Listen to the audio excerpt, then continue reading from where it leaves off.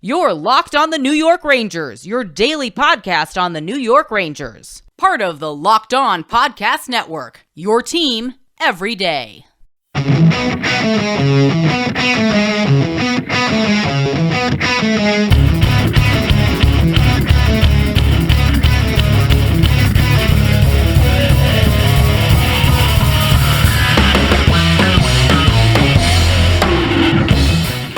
Welcome back, Blue Shirts fans, to episode number 655 of the Locked On New York Rangers podcast. I'm your host, John Chick.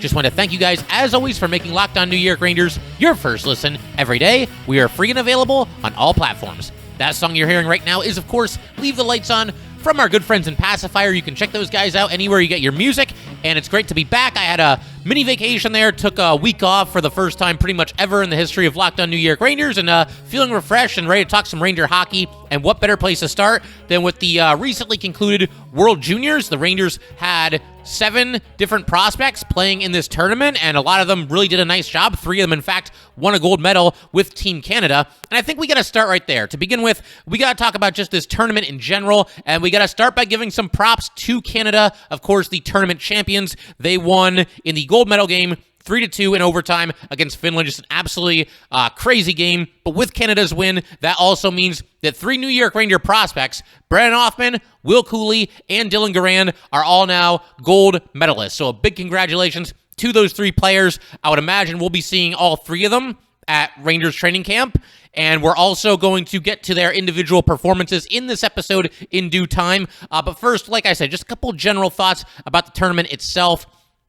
For starters, I think we have to begin with the play that pretty much had everybody buzzing after it happened, as it happened. Just crazy stuff between Canada and Finland in the gold medal game. If you missed this tournament, you missed out because there was some great hockey. I didn't get to see every minute of every single game, but I tried to catch as much of it as I possibly could. And of course, to kind of set the stage for this play that I'm talking about here, to begin with, once again, it's the gold medal game between Canada and Finland. Canada leads 2-0 going into the third period. They, of course, have, the home ice advantage because this entire tournament is contested in Edmonton. But it's in overtime after Finland, rallied from a 2-goal hole in the third period to force it into overtime. They skate 3 aside in overtime in the World Juniors. So obviously a lot of real estate out there, a lot of open ice. And Finland is buzzing in the offensive zone. And this shot is basically going into the net. Got behind Garand, who was in net for Canada, obviously a Ranger prospect, but it's going right into the net. There's no way that this game is not over at this point, were it not for just a ridiculous play by Mason McTavish. Just absolutely unreal. He reaches out with his stick on the backhand, bats the puck out of the air, and basically knocks it straight down to the ice. And it pretty much landed, right on the goal line, or maybe like a half inch in front of the goal line. It could have bounced any which way, but it kind of just stuck there. It didn't really bounce one direction or the other, and then McTavish is able to clear it out of the crease, literally saving Canada by maybe an inch. If that puck goes an inch farther, it's in the net. Finland, are the gold medalists. Instead, the play continues.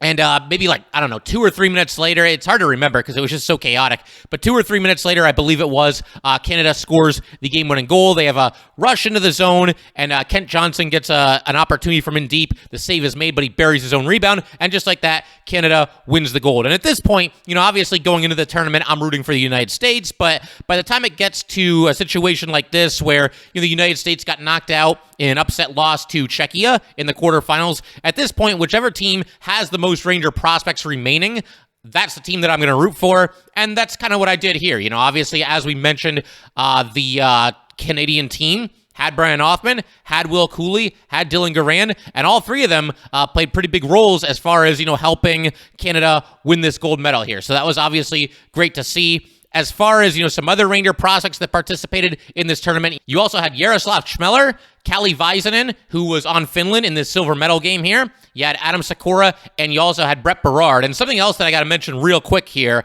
Schmeller, Cooley, Sakura, and Berard were all called for 5-minute major penalties in this tournament, which is hard to believe that one team could have 4 prospects in such a short, tournament. Even the team that wins the gold medal is only playing 7 games. You could have that many players take a 5-minute major penalty, but I saw all the plays and I don't think any of them were unwarranted. The Berard play was especially bad. He basically just slew-footed somebody from behind when the United States was playing Czechia. Terrible time in the game to do it as well. United States was down by a couple of goals at that time. I believe it was into the third period, and you just can't do that for a lot of different reasons. And you just hope Berard, who won gold with the United States during the last tournament, learns his lesson from that and does not become that kind of a player, because that was a really bad play. And Jaroslav Chmelar, it was actually some Ranger-on-Ranger crime. The guy that he hit was actually Brennan Othmann of Team Canada. So, unfortunate that, so many Rangers took 5-minute major penalties in this game, but you hope that it's just kind of the exception rather than the rule. I mean, I certainly wouldn't label any of these players as dirty players based off of one incident, but you don't want to see anything like that going forward, especially the Berard play. There's no excuse for something like that. Just a garbage play, slew-footing somebody from behind, completely away from the play, and hurting your team on top of that. Taking a 5-minute major penalty when you're trying to rally against this pesky team that, you just can't quite seem to solve for one reason or the other. But, given that Canada once again won the gold medal, we're going to talk about some individual performances in this tournament as far as Ranger prospects are concerned. And to be fair, we got to start with the gold medalists. We got to talk about Othmann, we got to talk about Cooley, and we got to talk about Dylan Garand as well. We will do all of that in just a second. But first, an important message from NHTSA. You're hanging out with some friends and putting back a few drinks. A few becomes a few too many. As the evening comes to an end and people start to head out, you think of calling for a ride. Nah, you live nearby. You can make it home okay. It's no big deal. What are the odds you're going to get pulled over anyway? And even so, what's the worst that could happen? Your insurance goes up, you lose your license, you lose your job, you total your car, you kill someone. Everyone knows about the risks of driving drunk. The results are tragic and often deadly. However, that still doesn't stop everyone from getting behind the wheel while under the influence. That's why police officers are out there right now looking for impaired drivers on our roads to save lives. So if you think you're okay to drive after a few drinks, think again. Play it safe and plan ahead to get a ride. It only takes one mistake to change your life or someone else's forever. Drive sober or get pulled over. All right, just want to thank you guys once again for making Locked On New York Rangers your first listen every day. We are free and available on all platforms. All right, so as promised, let's go ahead and kind of hone in on the 3 gold medalists who just obviously won gold with Team Canada. And we'll start with Brennan Othmann. Brennan Othmann, he is really going to give the Rangers something to think about, going into this upcoming season here. To begin with, in the World Juniors, he ends up skating in 6 games. He scores 2 goals, dishes out 4 assists as well. He was a +4 during the tournament.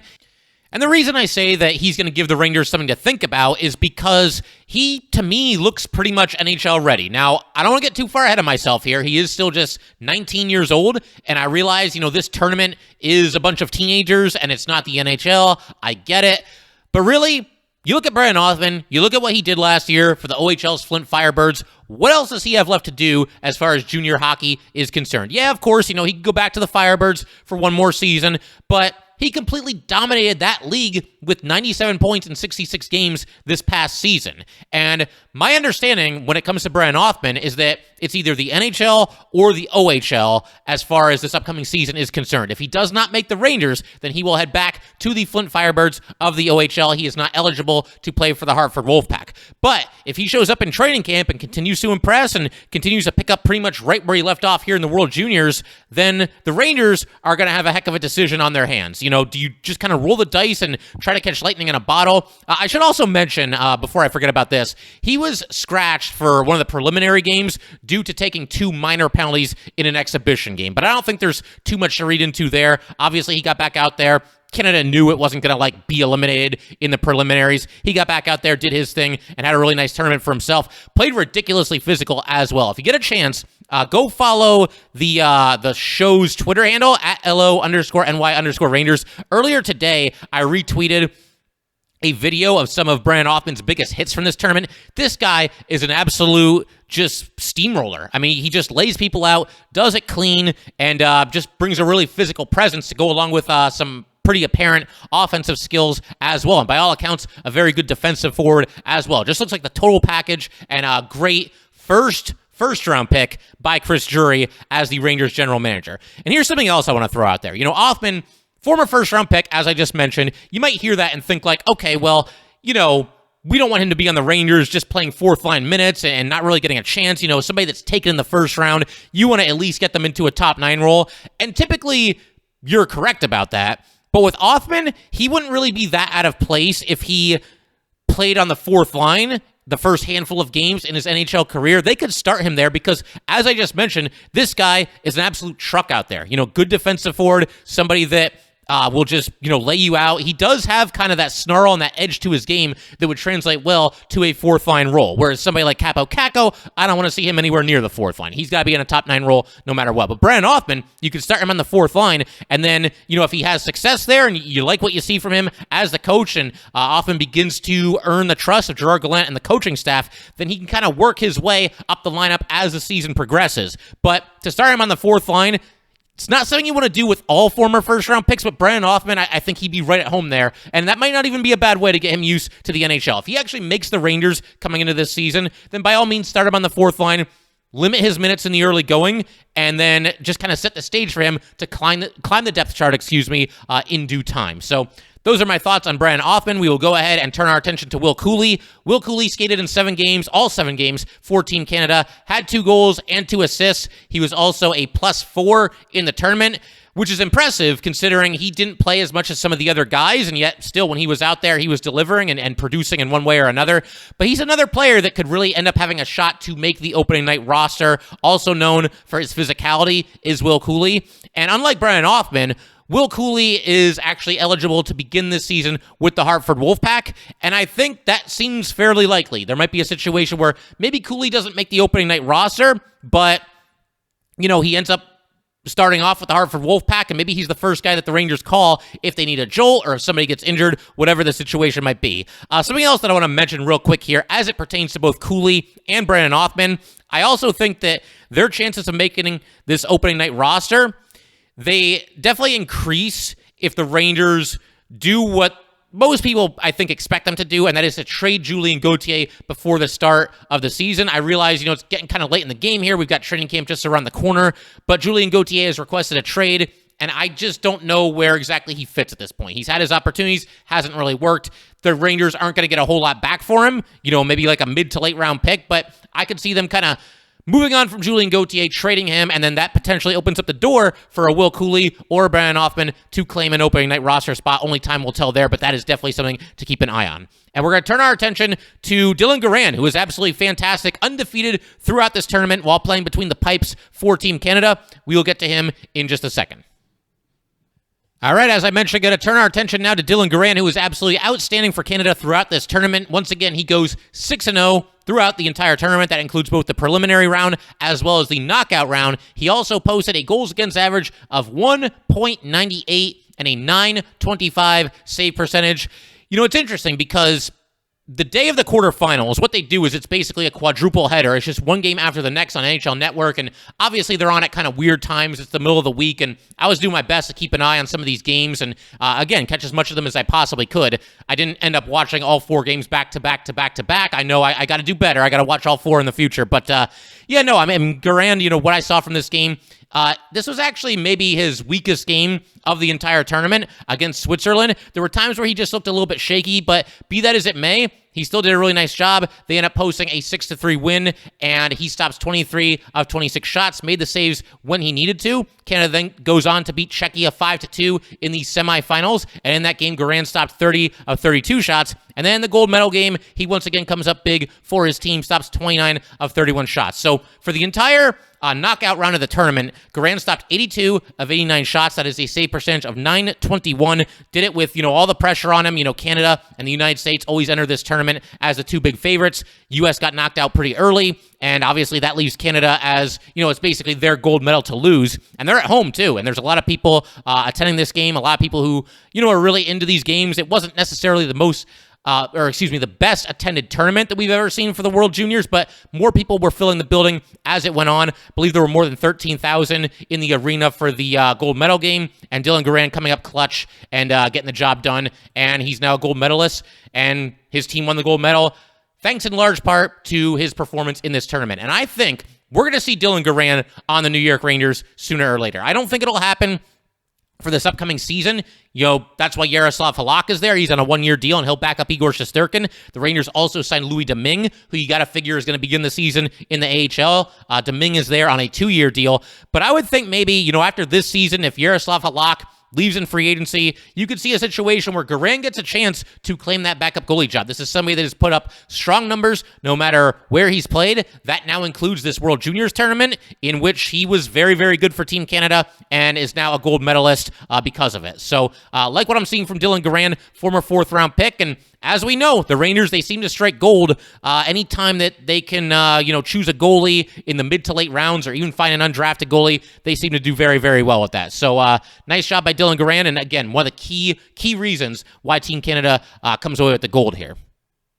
And then we'll go ahead and we'll just kind of run through the gauntlet as far as the other players that represent the New York Rangers in this tournament, played for teams other than Canada. And I think it's only fair if we start with Cali Vizin, a former 4th-round pick by the New York Rangers back in 2021. He represented Team Finland, skated in 7 games for them, scored 1 goal and 1 assist, was also a +1. And, one thing I noticed in the gold medal game, he was out there quite a bit. He got a lot of ice time for Team Finland and was out there in the overtime period. And somebody who, he doesn't have as much buzz as some other Ranger prospects might at this time, but be that as it may, this is somebody who he'll get his chance just like everybody else does. The Rangers have shown that, you can climb the ranks fairly quickly, regardless of your draft position, if you play well. So we'll keep our eye on Cali Vizin going forward, and once again, he comes away with the silver medal in this tournament. We've also got Adam Sykora, who represented Slovakia in the tournament, skated in 4 games, had a goal, was also a -4 in Slovakia. Unfortunately for Adam Sykora, was eliminated in the preliminary round. He was also an alternate captain for that team. And Sykora, once again, for anybody who needs a refresher, was the Rangers' first pick in this past year's draft. They did not have a first-round pick, but they took Sykora in the 2nd round. And, it seems to be something that is thought of as a little bit of a steal of a pick. I don't think too many people thought Sakura was still going to be there, so we'll see how it all shakes out. I don't think he's any threat to crack the Rangers' opening night roster this upcoming season, but somebody that the Rangers are high on and they'll keep an eye on going forward, as we will here on this podcast as well. We've also got Yaroslav Schmeller. He represented Slovakia in this tournament, former 5th-round pick by the New York Rangers back in 2021, and in 3 games in this tournament, he scored 1 goal and was a +2. And the reason he skated in only 3 games is because he sustained an injury fairly early in this tournament in the preliminary round games against Canada. So unfortunate for Chmelar that he didn't get to be part of that big upset against the United States, didn't get to play in the bronze medal game either. Again, just unfortunate, but Chmelar obviously representing the Rangers at this tournament. And then finally, we have Berard, who represented the United States for the 2nd straight World Juniors, and this time around, obviously, didn't get the results that he got the first time, which saw him really play a big role for the United States in helping them win a gold back in the 2020-2021 iteration of this tournament. Skated in 7 games back then, had a goal and 4 assists, and was just a very persistent player. This time, 5 games for Berard, 1 goal, no assists, and the aforementioned slew footing incident, which was not good at all, resulted in him getting a 5-minute major. That occurred against Czechia in the quarterfinals, and a very disappointing tournament result for the United States. Obviously, they're always one of the favorites to pretty much go all the way and certainly contend for a gold medal. They instead lose to Czechia, which won just 1 of its 4 preliminary round games. The United States was undefeated in the preliminary rounds, and I believe they outscored their opponents by like 22-4 or something like that. But that's one of those games where, Czechia just kind of played mistake-free hockey. They kind of leaned on their size advantage a little bit, just played a very simple game and frustrated the U.S. and knocked them out of the tournament. So it's unfortunate for Brett Berard that he didn't have another, lengthy run in this tournament, but somebody that is known as kind of a scrappy player. The Rangers took him in the 5th round back in 2020, and we'll see if he ever makes it to the Rangers. I mean, that could probably go either way, but somebody that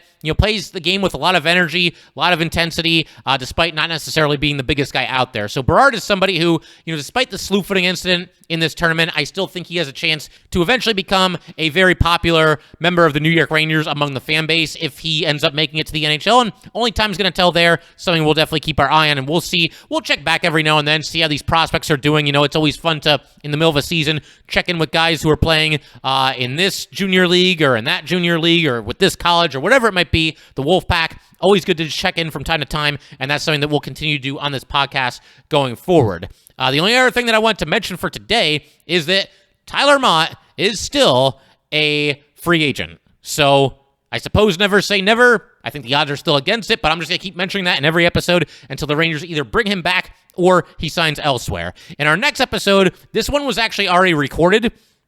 I did this episode and tomorrow's episode kind of in reverse order because I knew I wanted to talk about the World Juniors in this episode.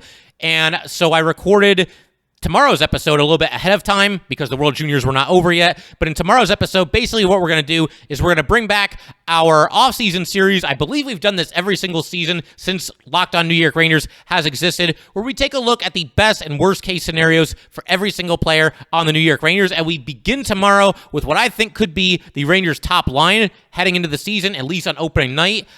I think that top line will be Kreider, Mika, and Lafreniere. So we point the spotlight at those three players in our next episode and just discuss, once again, the best and worst case scenarios for all three of those players heading into this season that is forthcoming for the Rangers. So definitely looking forward to that. And just want to thank you guys, as always, for tuning into the Locked On New York Rangers podcast, your team every day. If you'd like to get in touch with this podcast, please send an email to lockedonnyrangers@gmail.com. Once again, that is LockedOnNYRangers@gmail.com. And definitely give us a follow on Twitter as well, @LO_NY_Rangers. Once again, that is @LO_NY_Rangers. Thanks again, guys. I'll see you next time.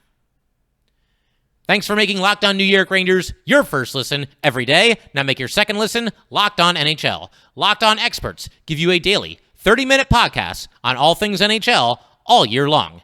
Stay up to date on everything in the hockey world. Locked On NHL, your daily 30-minute NHL podcasts.